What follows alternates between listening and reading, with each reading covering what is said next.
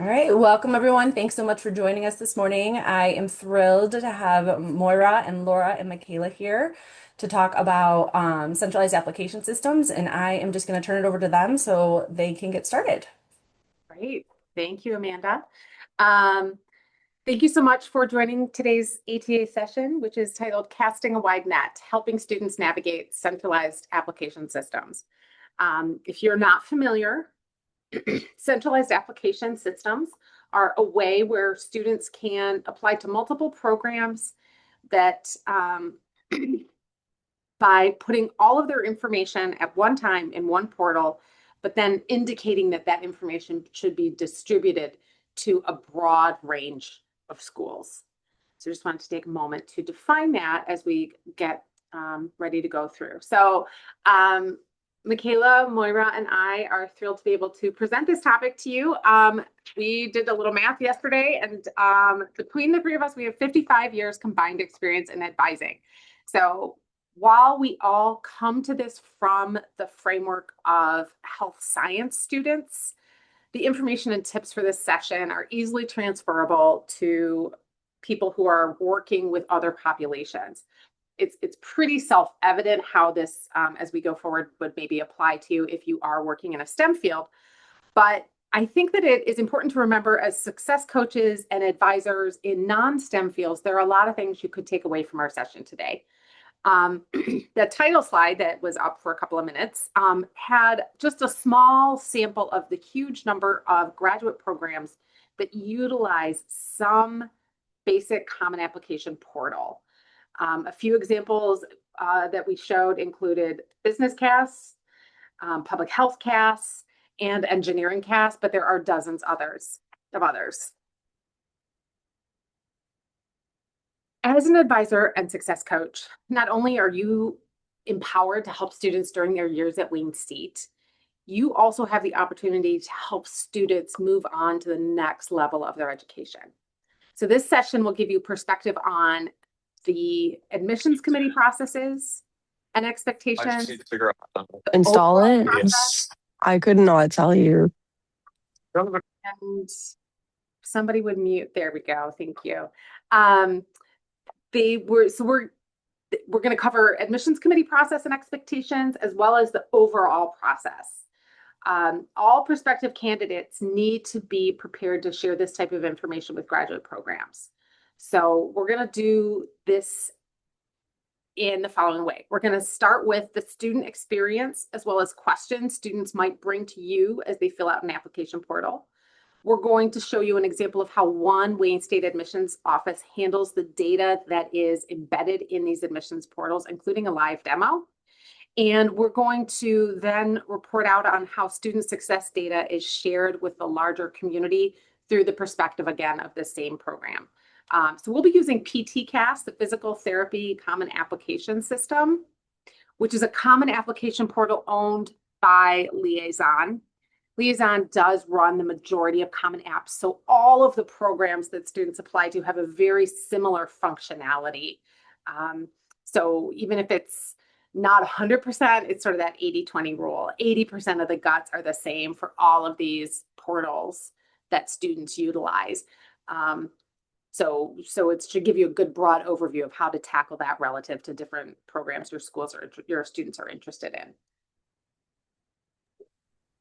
All right. So as Laura said, we are going to start with the student experience. CAS applications require a lot of really detailed information. So really the purpose of looking at it from the student side is just to show you why they might be stressed and coming to you with questions or concerns about using these platforms.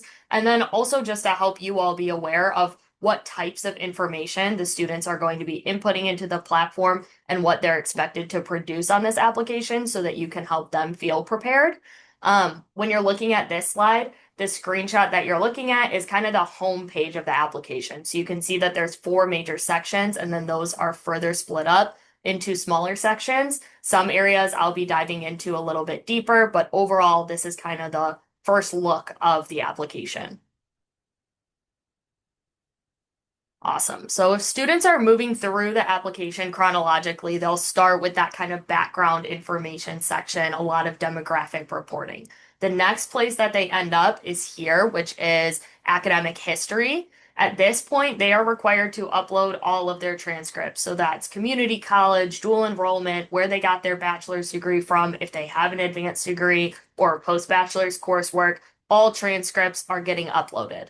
The portal prompts the students to add all of the institutions that they've previously attended, which is what you see kind of in that top screenshot. Um, and then once the institutions are added, you can see the official transcript order button, which is in that red circle.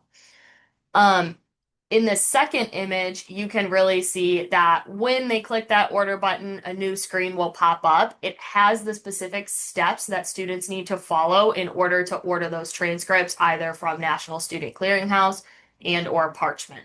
The important piece here is that students are not sending their applications to the schools themselves. They are sending them to the CAS system so that, and it's listed in step 2, but crossed out, unfortunately, by the circle. But they're sending it to the application system, and the application system will then distribute.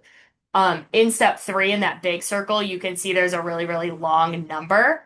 It will be unique to that institution, and it has that copy button. So that's one step that's commonly missed by students, is they do have to copy and paste that really, really long number when ordering transcripts. Okay. After uploading transcripts, students are then prompted to input all of their previous coursework. So this is across all institutions. If they started dual enrollment during their sophomore year of high school, then that's where they're starting in terms of entering coursework in the portal. The top image here is showing you what students are expected to enter. So the course code, the course title, the subject, the credits, and then the grade. The CAS grade will populate automatically. So let's say I put an A in that grade box, then the CAS grade will go ahead and populate for me. Students should enter their coursework exactly as it appears on their transcript. So not as it appears on DegreeWorks, but on the actual transcript that they have. AP credit is one that a lot of students end up having questions about. Students should enter AP credit under the first term of the university that awarded credit for it. So for example, if they are coming to Wayne State, and that's where they're sending their College Board report under their very first semester at Wayne State, that's where they're putting that AP credit. The second image, so kind of the bottom portion here, is showing you an example of what a student might enter for their very first semester of freshman year. So you can see like the Bio 1500, and then the Basic Life Diversity, which is the title, the subject, the credits, the grade, etc. Another note about transcript entry, obviously, if we're looking at students who have previous degrees or maybe even advanced degrees, this is going to take a really, really long time for them to do. So they can pay for this to be done for them. However, number one, as you can see on the slide, the cost varies based off of how many transcripts you have. So if you're looking to pay for this service because you went through dual enrollment and then a separate community college, and then you came to Wayne State, and then maybe you have post-bachelor coursework, the price is going to go up as your number of transcript goes up. And then when they pay for this service, they now no longer have control over how quickly this is done. So if they're paying and so are 2,000 other people, they might be 2001 on that list. Cool. Okay. So we touched on a lot of these topics on the last slide, but since transcript entry is a common stress point for students, I wanted to kind of make this common questions and anxieties slide to really kind of drive the point home and highlight where we as advisors can help students with transcript entry. In the top little thought bubbles, you can see common things that you might be hearing from students. So a lot of times, did I enter it correctly? What if I do make a mistake? What happens? Is my application going to be delayed if I make a mistake? As advisors, the rule of thumb, the best thing we can do is just encourage students to enter that coursework exactly as it appears on their transcripts and to double check their entry. So make sure that double check their entry and then ensure that all of their official transcripts are actually being sent over. If there is a problem, most of the time it can be solved. So let's say a student accidentally inputs something as 3 credits and it's supposed to be 2 credits. It doesn't mean that they're going to be rejected from their dream school or they're never going to the program that they want to go to and they have to wait all the way until next year to try again.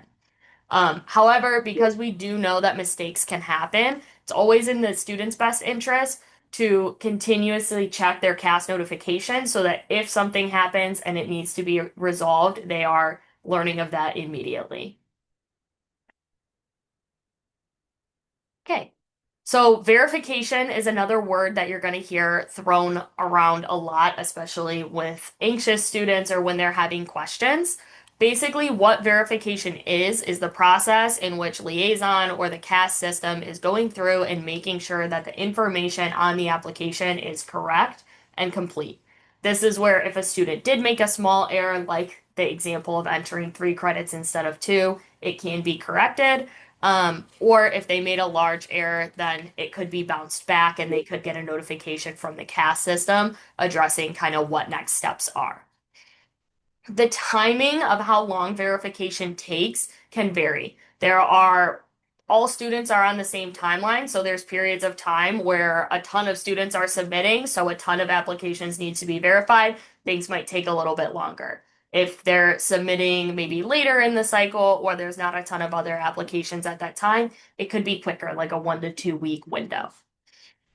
So why does verification matter? Realistically, if the student doesn't get verified, then programs cannot review their applications and they won't be accepted into the programs that they applied to. Logistically, and when you're talking to students, what I would always say is it helps just make sure that you're eligible and that everything that you submitted is accurate.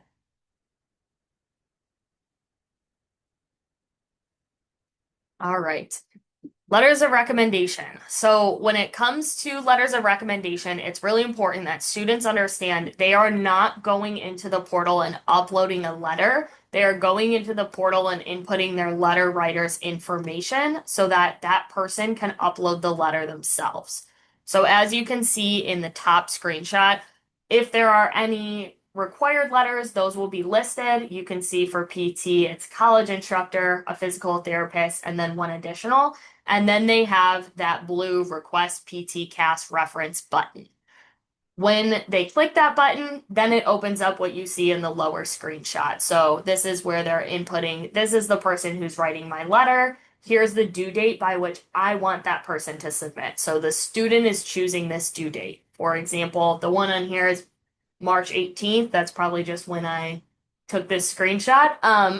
But I tell students, right, if you know you want to apply by June 15th, maybe put June 1st in that box. So then you see, okay, this letter's still not uploaded. Maybe I need to follow up with my person.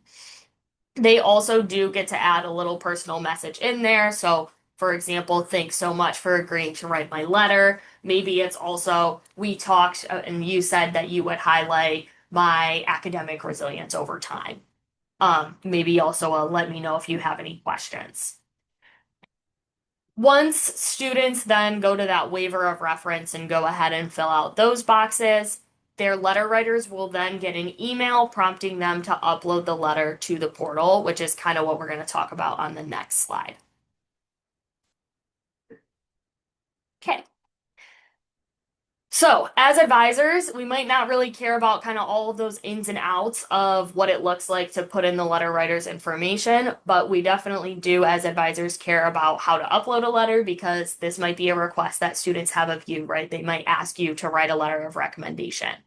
When you write a letter for a student, this is kind of what the email will look like. So you can see that at the top, it tells you who the student is and where they're applying. It also includes their little message. That's what that star is. And it will tell you the date that the student put in and then have that lovely link of now once you click this, this is how you go in and upload your letter. Something that's important to note is that if this is your first time ever uploading a letter for this portal, it might go to your junk email. So once the student kind of puts you in as a reference, make sure that you're checking your junk so that if it goes there, you can find it and make sure that you have that individual link. If I were writing a letter for this, all I would have to do is obviously write the letter and then click that link, and it would take me to the portal where I could then log in and upload my letter there. If you haven't written a letter before and maybe it's your first time, you can always go to that blue Liaison Letters Help Center. They have examples of letters of recommendation. They tell you what's good to include in those letters. So lots of information there that's helpful as a recommender. Okay. Entering experiences. So students are required to enter extracurricular activities and experiences onto the application. What you're looking at on this slide is the Pre-Med and Health Science Center's sample activity tracker, which is on our website for students to download and use. Each application system has a different drop-down list that students can use to categorize their experiences. So, for example, AMCAS experience types are listed on here. That's MD application. They have a longer list. So, if a student is putting a poster presentation, obviously that can go under presentations and posters, which you see kind of listed on the left. But if they're applying to dental school, they have a little bit of a smaller list. So a student would list a poster presentation either under research or under extracurricular activities. The nice part about our sample activity tracker is that it includes some of the major lists on here. So you don't have to worry about going into the application portal and telling a student to do the drop down. We have it here for you. So this is PA, med, and dental listed out here. The other really nice piece about our sample activity tracker is the blue box that has the Pre-Med and Health Science Center logo in it. This is what students would have to enter on an application. So the experience name, when they started, when they completed it, contact information, etc. One big misconception that students have, especially early on in their journeys, is that they have to log, think like the reading log from second grade where you read every night and your parents sign it. They think they need to log their activities like that. Whereas you can see in that blue box, no, it's just a total number of hours. So I did this 4 hours a week for 52 weeks. I can multiply that and put that one total number in here. Really, the important thing about entering experiences is that students understand what information they're eventually going to have to upload, right? If they're volunteering at a really big hospital, that volunteer coordinator might not remember them in 3 more years, or they might not remember who their volunteer coordinator was 3 years later. So encouraging them to track this information as they're doing the experiences is really, really helpful and saves a lot of time later. Next slide. Cool. So it's also important to note that students will get to enter a little bit of a description about their experience. These descriptions are character-based, not word-based. So you can see in the bottom, there's the 0 words and then 0 out of 600 characters. It's a character count. So it doesn't matter if my 600 characters is 50 words or if it's 150 words, but once I hit 600, I'm done. In terms of what they write in this box, because you might get questions about that. Oh, Finley, can you mute? Okay, sorry. In terms of what they write in this box, because you might get questions like, is it a resume entry? What does this look like? I tell my students to think about like what I did, why I did it, and why you care about this thing. So not exactly resume format, but more of like a 3 short sentence framework focused on task, impact, and skill development. And then my final note about entering the experience descriptions is that they do not copy and paste well. So when students are writing these, if it's in a Word doc, if it's in a Google Doc, they should either make sure that what they're copying and pasting is in plain text, or they should just plan to retype it in the box that's provided. And then just as a general note, if students are ever worried about formatting, they should download the PDF version of their application because that's where you can see kind of those formatting errors and where things get funky. And that's typically what the schools are going to be looking at when they're evaluating the application. So it's good to have that visual.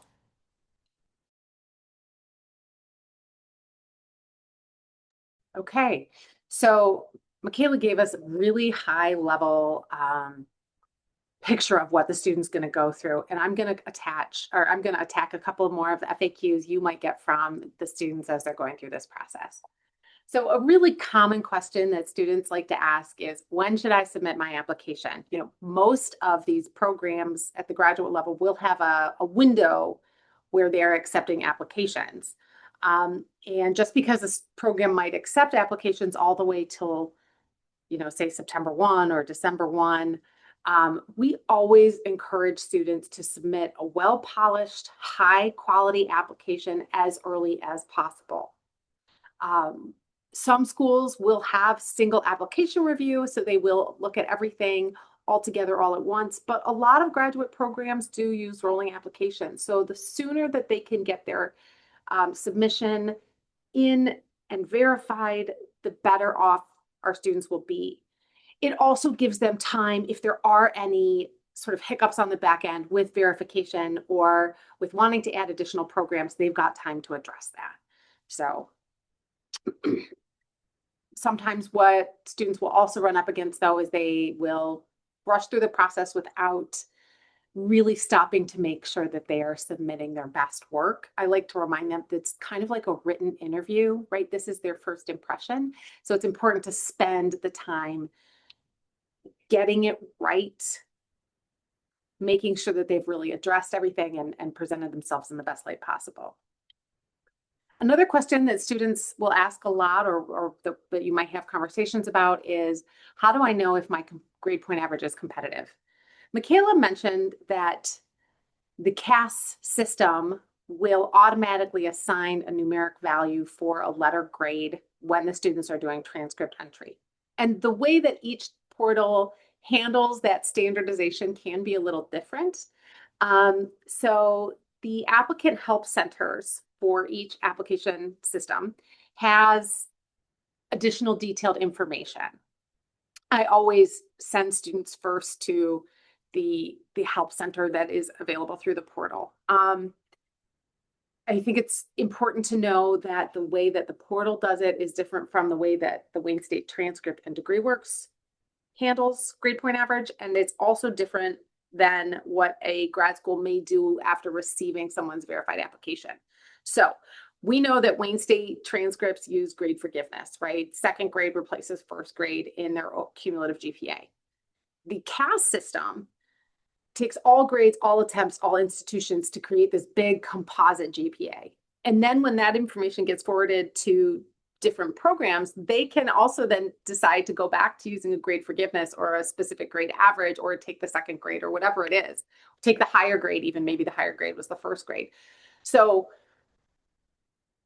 it gets into the weeds a little bit with students, but it is important for them to understand that it's going to look different than their DegreeWorks GPA does when they get verified.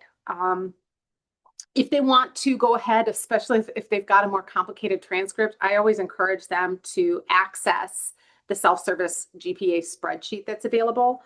They can find that on the Liaison Help sites by searching calculating your GPA in the search box. And it will take them to a page that defines how the GPA is going to be handled, and it has a little hyperlink to a GPA for that particular portal. This is also a great resource for having those difficult conversations. If you have the sense of whether or not a student is truly competitive, it can be a great exercise for them to go through that spreadsheet, fill it in, and then have a follow-up conversation with them. Okay, another question, this comes up a lot. Can schools see where else I applied? No, they cannot. That is, protected student information, so that multiple programs don't even know how many other schools they applied to. They only know that they received your info, whether you applied to one or whether you applied to 20 schools. Writing the personal statement. So this is something that students should plan to spend 6 to 8 weeks on. And they can expect anywhere from 8 to 10 or even more drafts in order to get this right. So I think that students think that it needs to be the best piece of prose nonfiction ever written. So I like to remind students that their personal statement is a reflection of their own journey, right? It doesn't have to look like anybody else's. It should be a reflection of what they have been through and what they have experienced to make the decision to pursue this career. And admissions committees should be able to identify that motivation and understand their why as a result of reading the personal statement. It's important that they be specific and not general. Not, I generally like helping people, but I like helping people in this specific way, in this specific environment, and I'm good at it for these reasons, just as an example. And then finally, remind them that schools expect they are not using generative AI in any way, shape, or form on this. Most programs are in agreement that basic things like, a grammar check, a spell check, all of that's okay, but the actual content should be student generated. And some of the portals have added AI waivers as part of their admissions process. And then one more set, because the students have a lot of questions. So the expense involved in applying to graduate schools is a huge concern for students, but I think in particular for our students. So just as an example of how expensive this can be, the DO application service, most students apply to about 9 schools. The primary application fee is $198. That includes verification and 1 program. And then when you add in all of the additional fees, if you're applying to about 9 schools, it could be about around $1,400 to go through the application for MD. The PA portal, people apply to about 8 schools, so the total cost for that one might be around $1,100. So this is expensive. All of the portals do have some sort of fee application waiver. But what's important for the students to do is look at the rules for the waiver for how many schools it will cover, for when you have to apply for it, and how quickly you have to use it. Sometimes there's a 2-week window once you've been applied. I always coach students, check the requirements for your particular fee assistance program early in the process, so you understand the rules, but then you may actually have to wait until your application's ready to go to actually fill out the fee assistance application. And then finally, letter writers. Students need help thinking through who's going to write for them typically. Micala showed us that there can be very specific program requirements that each different portal indicates. And students obviously need to do that so that they know that they have created professional relationships so that they're in a competitive position in that particular year. But I think it's also important to remind them that professionals who know them well will create a better letter of recommendation. So it's not just about, I earned a good grade in this class, or their title's really impressive. Having a chance to sit with your students and talk to them about, okay, what can this individual tell me about you outside of the fact you took their class, outside of the fact that you turned up and you asked questions, right? What is that added context that this letter writer will add for you? That's just a really important way you can coach students to help them be competitive in this process. I think another couple of tips are to plan ahead. I always think that at least 1 semester in advance of when the application opens is a time to start having these conversations. And then students should be keeping their letter writers updated as they move through the process, particularly if they have to reapply and they have to go back to that same individual to ask them to submit a letter a following year. But also because when letter writers have taken the time to sit down and submit this supporting information, they want to know what happens. So we care about what happens to these students when they move on from us. So it's great for students to practice that within this setting. So Micala and I gave you a sense of kind of what the students go through to apply, as well as common pain points and questions that may turn up in your office. But once a student submits their application and is verified, the application is now in the hands of the admissions person, and this is where Moira is going to take over. Thank you, Laura and Micala. You can see the liaison sort of main page there. I kind of joke that liaison wants to take over the world, but that's not really entirely a joke. So, you saw the sample of the list of programs that we saw early on. That's just going to grow, I think, as they sort of, because they're, I mean, it's a good resource to have, but also they're making money on it. So, next slide. So in our roles as liaisons to programs, we work with the program admission committees to determine what information they want and in what format. So I have some of my colleagues here who work with different centralized application systems, and so I'm primarily familiar with pharmacy and PT is what PT that I work with now, but it does vary. Um, our roles in and what faculty do and what academic staff do, but there are some common experiences across the systems. As mentioned, I'll be doing a quick demo in a moment, but first I want to look at a few main pages that are used.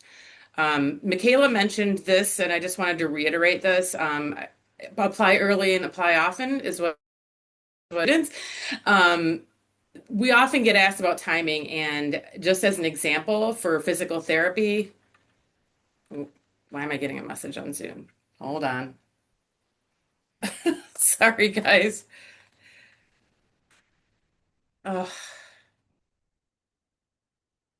oh my God.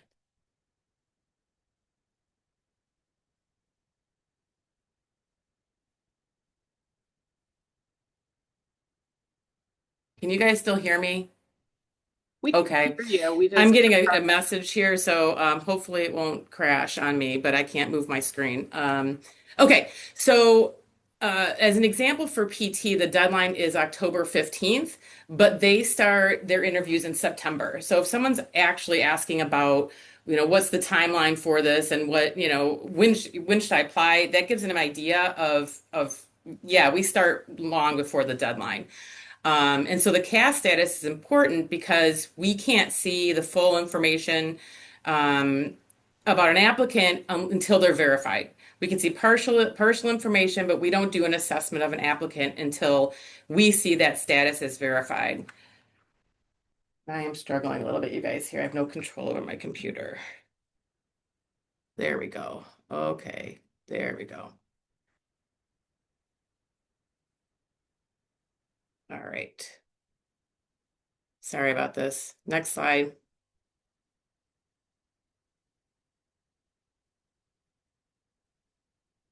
Okay, so this is showing what the main dashboard shows. There are various designations that you'll be able to see. There's application status is the one I was just referring to. So you can see where it says in progress, received, complete, and verified, and then a total. So some of those applicants don't make it all the way through. Sometimes students start an application and they realize, they're not going to finish this year. All sorts of things can happen. But that verified number tells you what we're looking at it as a program. Next. Electronic transcript is the area where prerequisite GPAs are established. So some programs have students select their own, and we as academic staff verify, and others make those selections ourselves. A key thing here is that and it's important for those speaking with students, is that students will, if they are doing their own, they'll often select the wrong course or select multiple courses for one prerequisite. I see this as optimistic spirit. They want to think like, well, if I have a choice, I'm going to put this class in or these two as a combination to try to raise your GPA. So what we're doing as academic staff is verifying the accuracy of the information used in that section. And Laura already mentioned this, but it is important to note that the grade values for CAS don't necessarily align with institutions and most often don't. So this can be seen on the grade value in that column there, but also be sure students are referring to the grade values chart so that they aren't surprised. And one thing I want to point out here too is that they have Canadian percentages, and sometimes you get these funky grades like there'll be, Western has the BA, AB, things like that. And so you can see all those options in the grade values chart. Next. So then those assessments that we do within the CAS feed into this GPA overview chart. And you can see here, there's the science, like for PT, science prerequisite GPA. This is what I did. Prerequisite GPA. Gen Ed is there, but it's not something we really use. But then that last one is the one that the student did. So for some reason, the students are shortchanged themselves somehow. But again, this is why it's important that we're verifying as programs what courses are fed into those GPAs. Okay, so if I'm hoping this will work because I'm having this slight screen problem. But yeah, sorry guys. Okay. All right. So let me see.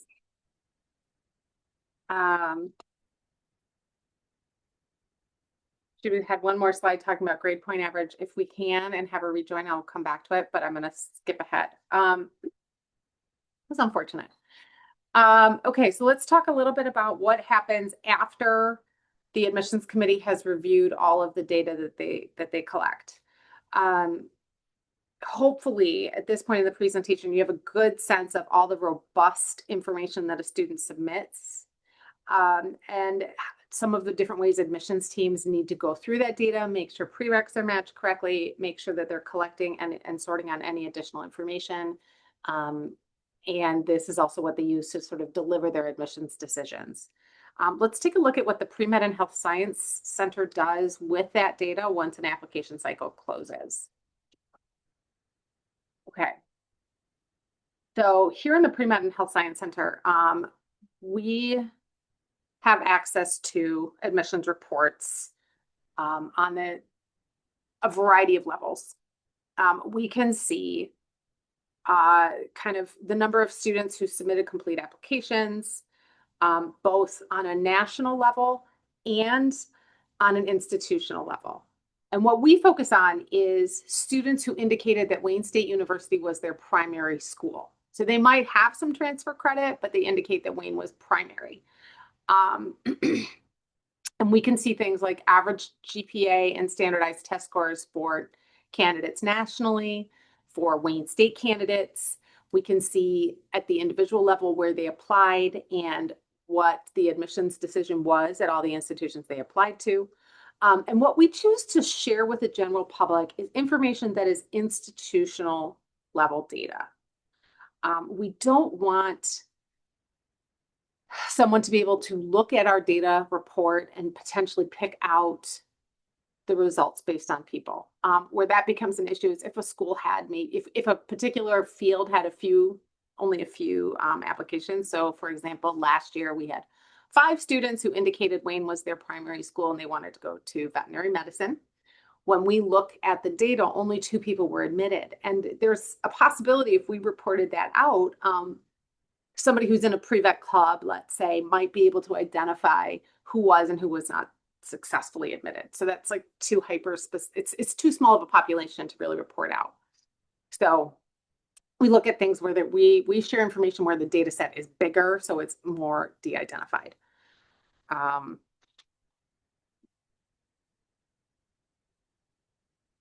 The question sometimes comes up is sort of, why do you do this, right? Why do we share this information? A couple of things. It does help student develop a school list. So a candidate who is going to apply in 2026 can look at data from 2025, 2024, and further back to see where, think about schools beyond Wayne State's graduate programs that they might want to apply to, because they can see where our students have been a good fit historically.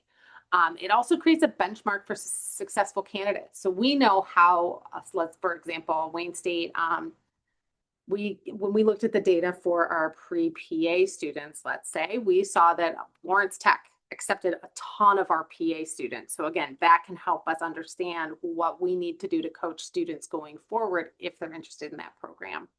And honestly, parents ask all the time, like, can you tell me what your admissions weights were?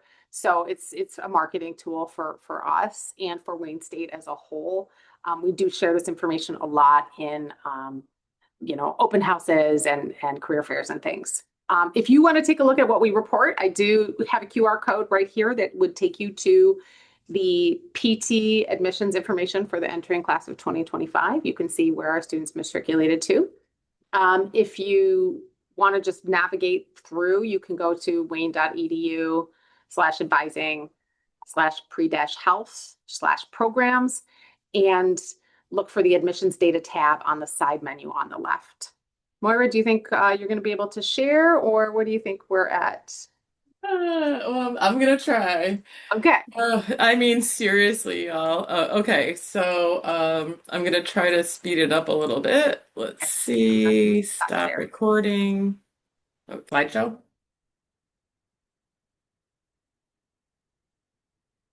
Thank you, Moira. Okay, so you're gonna have to go back a few Yeah. slides.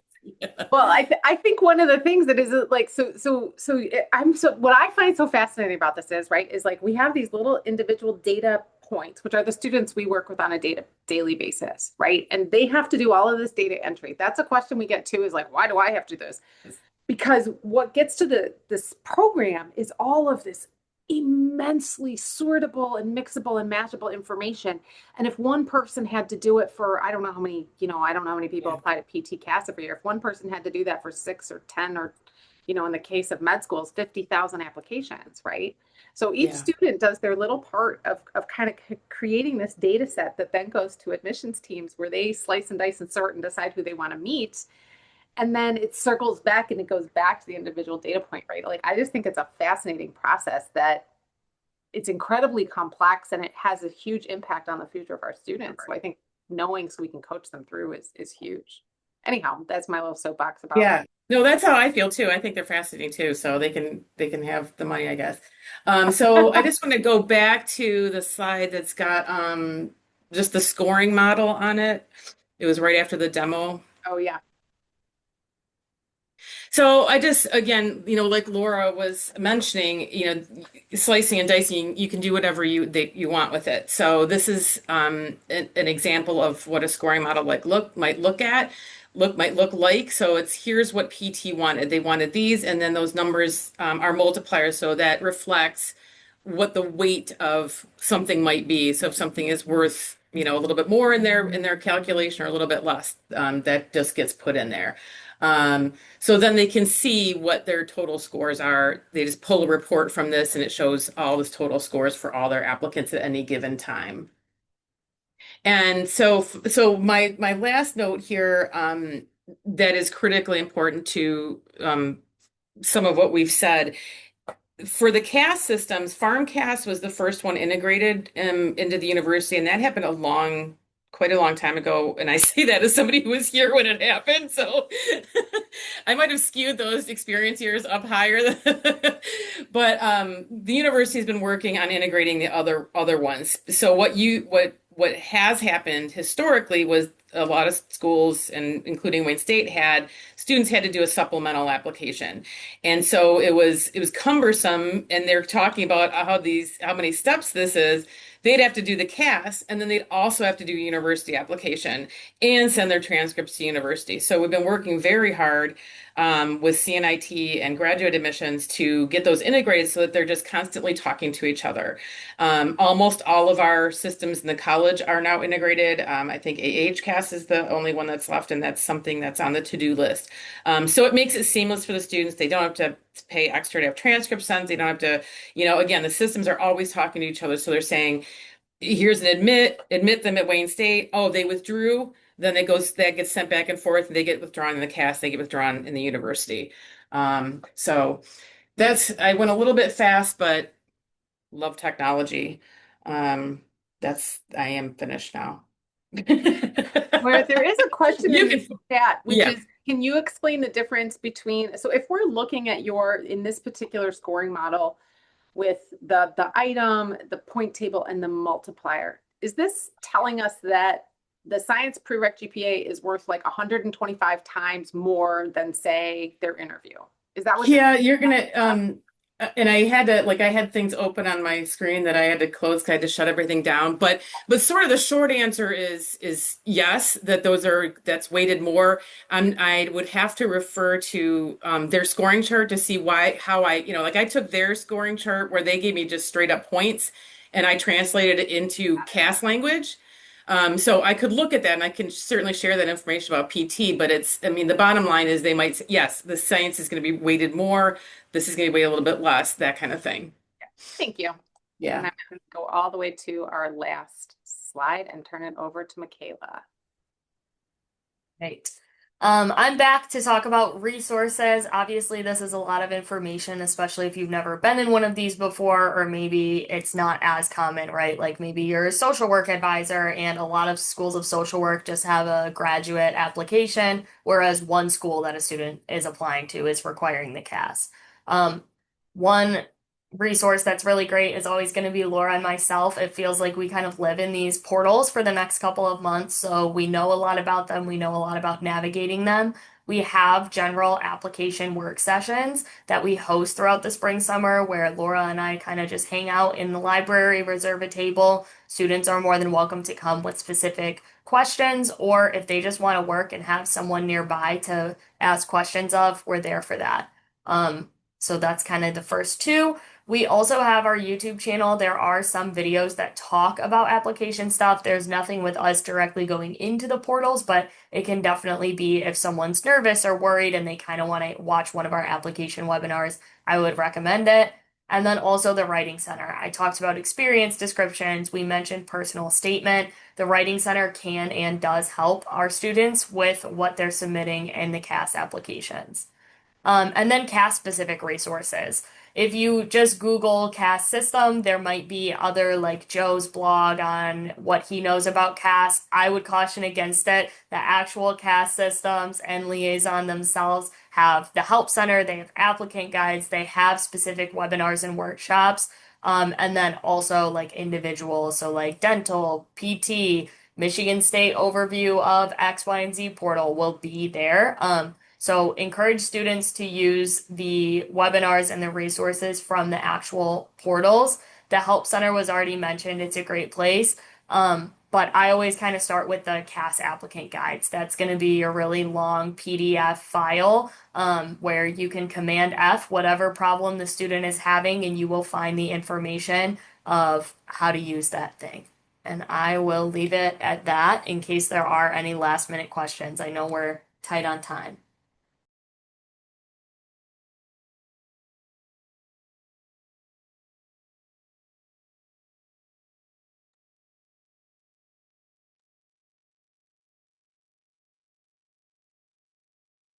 Well, I just want to say thank you to the three of you. This is really good information.